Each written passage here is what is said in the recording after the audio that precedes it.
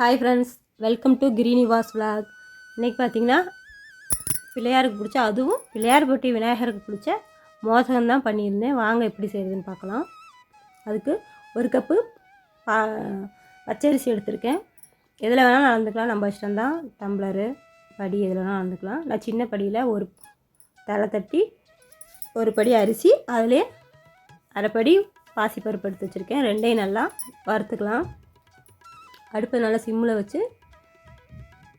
கொஞ்சம் பொன்னிறமாக வர வரைக்கும் வறுத்துக்கணும். கருக விட்டுறக்கூடாது. இது பார்த்திங்கன்னா ஒரு 100 கிராம் பிடிக்கும் இந்த படி. இந்த அளவுக்கு வறுத்து எடுத்து வச்சுக்கணும். ரெண்டையும் நம்ம அரிசியும் பருப்பும் 1.5 டம்ளர் எடுத்துருக்கனால ஈக்குவலாக அதே அளவுக்கு 1 டம்ளர் வெல்லம் எடுத்திருக்கேன். அதை நம்ம இப்போ தனியாக கரைச்சி எடுத்து வச்சுக்கலாம். எதால் அளந்தோமோ அதுலேயே 1.5 கப்பு வெல்லம், 1/2 கப்பு தண்ணி சேர்த்து நல்லா கரைச்சி எடுத்து வச்சுக்கலாம். தூசி கல் மண் இல்லாமல் நம்ம வடிகட்டி எடுத்து வச்சுருவோம். இந்த வீடியோ உங்களுக்கு பிடிச்சிருந்தால் லைக் பண்ணுங்கள், ஷேர் பண்ணுங்கள், கமெண்ட் பண்ணுங்கள். மறக்காமல் நம்ம சேனலை சப்ஸ்கிரைப் பண்ணிடுங்க ஃப்ரெண்ட்ஸ்.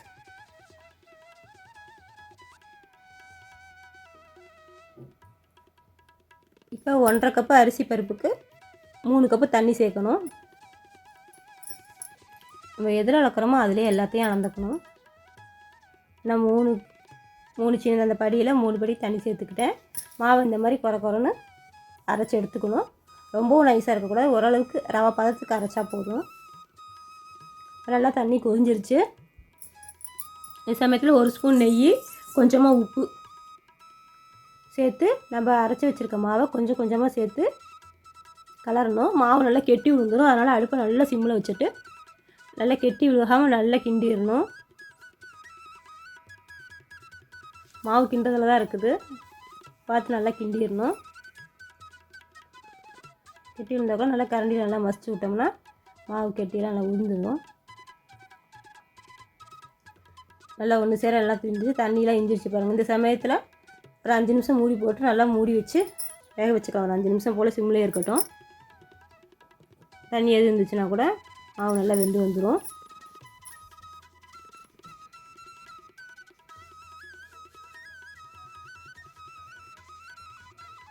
நீங்களும் இந்த வருஷம் விநாயகர் சதுர்த்திக்கு இது போல் செஞ்சு பாருங்கள். செஞ்சு பார்த்துட்டு எப்படி இருக்குன்னு கமெண்ட் பண்ணுங்கள். நம்ம வடிகட்டி வச்சுருக்க பாகை இதோட சேர்த்துக்கலாம். சேர்த்து நல்லா கெட்டி விடாமல் நல்லா கொஞ்சம் கொஞ்சமாக அப்படியே நல்லா பாகை எல்லா மாவுலேயும் படுற மாதிரி கிளறிக்கணும். கிளறி வச்சு ஒரு 1 நிமிஷம் போல் அடுப்பில் வச்சு எடுத்தால் போதும்.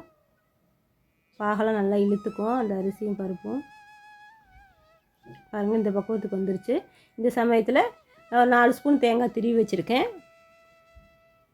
இது கூட கொஞ்சமாக ஏலக்காய் தூள், 1 ஸ்பூன் நெய். நெய் சேர்க்கும்போது இன்னி கொழுக்கட்டை நல்லா ருசியாக இருக்கும். இதெல்லாம் சேர்த்து நல்லா கிளறி விட்டுருவோம்.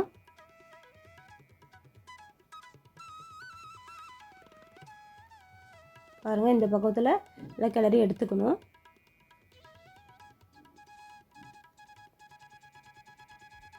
எடுத்து வச்சிடணும். நல்லா ஆறட்டும். ரொம்பவும் ஆறிக்கூடாது. ஓரளவுக்கு வெது வெதுப்பாக இருக்கும்போது நம்ம கொழுக்கட்டை தயார் பண்ணிடலாம். ஒரு 5 நிமிஷம் போல், ஒரு 10 நிமிஷம் வச்சுருந்தோம்னா நான் கொஞ்சம் ஆறிடும். அதுக்கப்புறமா நம்ம கொழுக்கட்டை ரெடி பண்ணணும். நம்ம மோதகம் பண்ணுற அச்சில் இந்த மாதிரி கொஞ்சம் கொஞ்சமாக நம்ம தயார் பண்ணி வச்சுருக்க மாவு எடுத்து சின்னதாக உருண்டை பிடிச்சி நம்ம கொழுக்கட்டை ரெடி பண்ணிக்கலாம். இந்த மாதிரி இது ரெடி பண்ணிகிட்டு இருக்கும்போதே நம்ம அடுப்பில் இட்லி பானையில் தண்ணி வச்சு கொதி வச்சுக்குவோம். கொழுக்கட்டை வைக்கும்போது தண்ணி நல்லா காஞ்சி ரெடியாக இருந்துச்சுன்னா டக்குன்னு நம்ம ஒரு 8 நிமிஷம் வச்சா போதும். ரொம்பவும் வைக்கக்கூடாது. ரொம்ப வச்சோம்னா கொழுக்கட்டை கொலன்னு ஆயிடணும். தண்ணி கொதிஞ்சதுக்கப்புறம் தான் நம்ம கொழுக்கட்டை வைக்கணும். நான் இந்த மாதிரி ஒன்று ஒன்றா ரெடி பண்ணி எல்லாத்தையும் ரெடி பண்ணி வச்சுக்கிட்டேன். தண்ணி காயறதுக்குள்ளே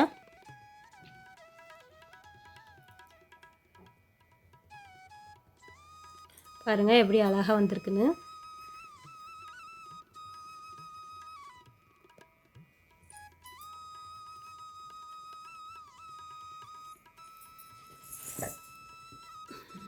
நான் சேர்த்த அரிசி பருப்பு வெல்லத்துக்கு இது மாதிரி ஒரு 12 கொழுக்கட்டை வந்துருந்துச்சு.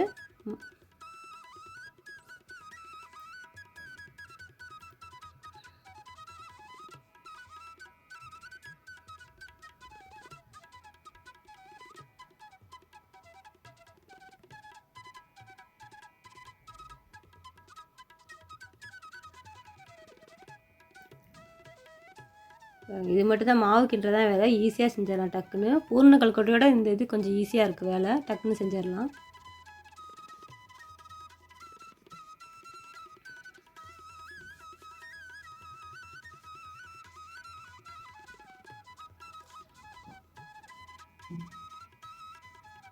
எல்லா மாவுலையும் இந்த மாதிரி நான் ரெடி பண்ணி எடுத்து வச்சுட்டேன். இப்போ தண்ணி காஞ்சிருச்சு, இட்லி பானையில் எடுத்து வச்சிடலாம். கரெக்டாக 8 நிமிஷம் வச்சா போதும், அதிலே வெந்துடும்.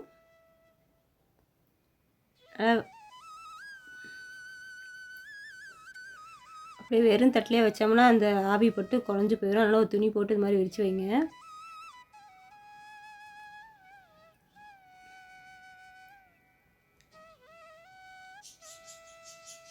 பாருங்கள், கொழுக்கட்டை வெந்துருச்சு. எப்படி அழகாக இருக்குன்ட்டு, சூப்பராக இருந்துச்சு. நீங்களும் ட்ரை பண்ணி பாருங்கள். நீங்களும் இந்த வருஷம் விநாயகர் சதுர்த்திக்கு இது போல் மோதகம் செஞ்சு பாருங்கள். செஞ்சு பார்த்துட்டு எப்படி இருக்குன்னு மறக்காமல் கமெண்ட் பண்ணுங்கள்.